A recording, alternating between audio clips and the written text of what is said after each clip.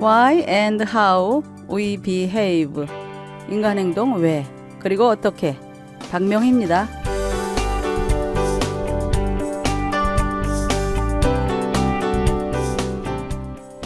지난 2시간에 걸쳐 고립의 가면을 쓴 사람 중에 수동적으로 자신을 고립하는 비사교성 인물에 대해 살펴보았는데요. 오늘은 그런 비사교성 인물을 영적으로 어떻게 돌볼 것인가를 생각해 보겠습니다. 첫째, 그들은 자신을 무가치한 존재라고 생각합니다. 수동적으로 자신을 격리하는 사람들의 가장 큰 문제는 그들이 자신을 지속적으로 비하하고 무가치하게 생각한다는 것인데, 그들은 아무 가치도 없고 쓸모도 없는 자들이며, 그래서 이 세상에서는 그들을 한 귀퉁이로 치워둔다고 생각합니다. 그들은 언어를 활용하여 따뜻하게 혹은 열정적으로 자신을 표현하는 능력이 선천적으로 결여된 듯한데, 그들과 대화를 나누다 보면 이내 그들의 이런 자화상이 떠오르게 되는 것이죠. 시워드 힐트너의 비사교성 여자에 대한 묘사를 보면, 그런 여자는 내게는 장점이 별로 없어요. 난 잘하는 것이 없어요. 어디서도 제대로 해내지 못할 거예요. 정말 아무 소용도 없어요. 라고 합니다. 힐트너는 그들에게 사회적 활동을 더 많이 하도록 다그치기보다는 이처럼 자신을 무가치하다고 생각하는 것이 잘못되었다는 것을 가르쳐주고 그들의 생각을 고쳐주는 것이 중요하다고 했습니다.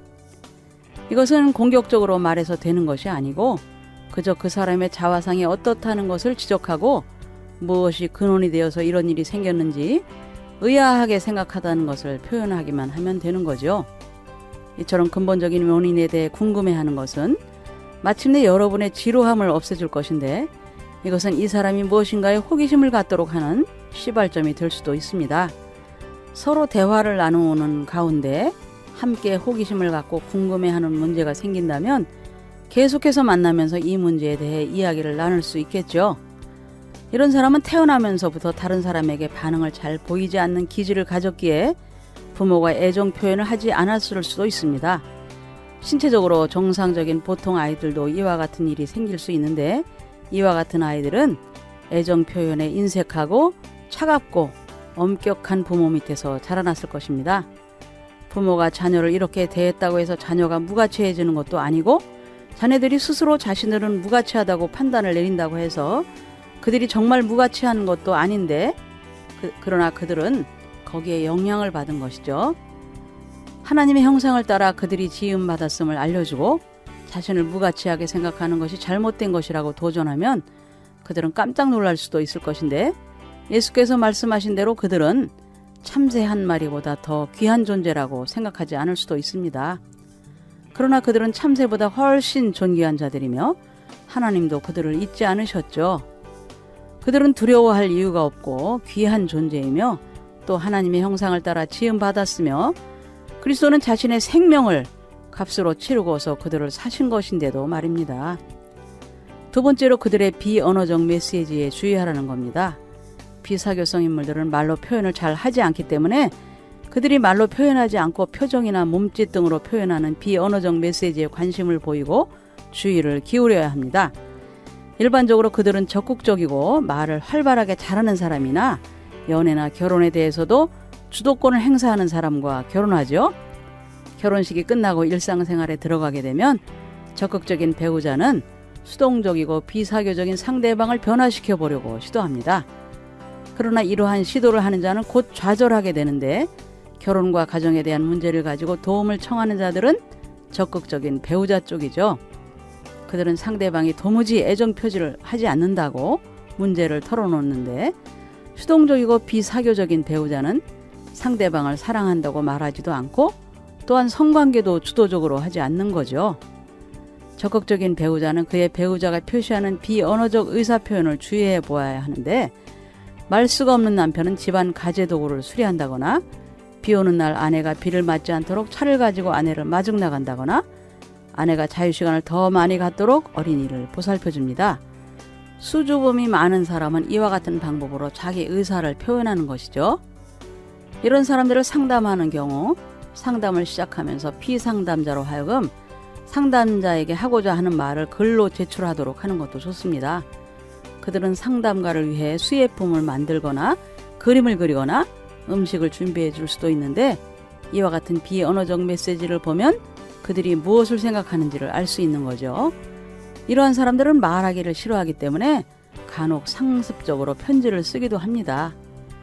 이와 같은 비언어적 의사소통은 자기표현요법에서 사용하는 방법인데 여기서 사용되는 것으로는 그림이나 장문, 무언극, 또 춤이나 음악 등이 있고 애완동물을 통해서 치료하는 애완동물요법도 사용할 수 있죠. 자신을 격리하는 사람과 지속적인 관계를 유지하기 위해 그들이 사용하는 비언어적 메시지가 무엇이든지 그것을 이용하는 것이 좋은 것입니다.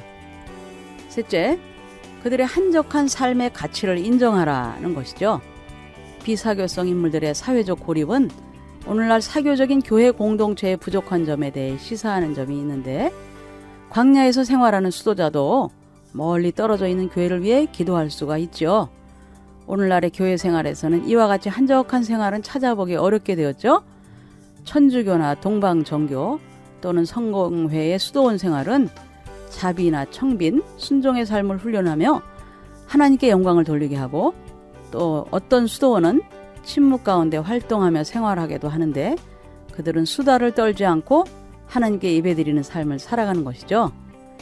또한 손으로 하는 육체 노동을 귀하게 생각하는데 하나님께서는 우리가 입으로 하는 말의 중요성과 함께 침묵과 육체 노동의 중요성도 가르치시려는 듯합니다.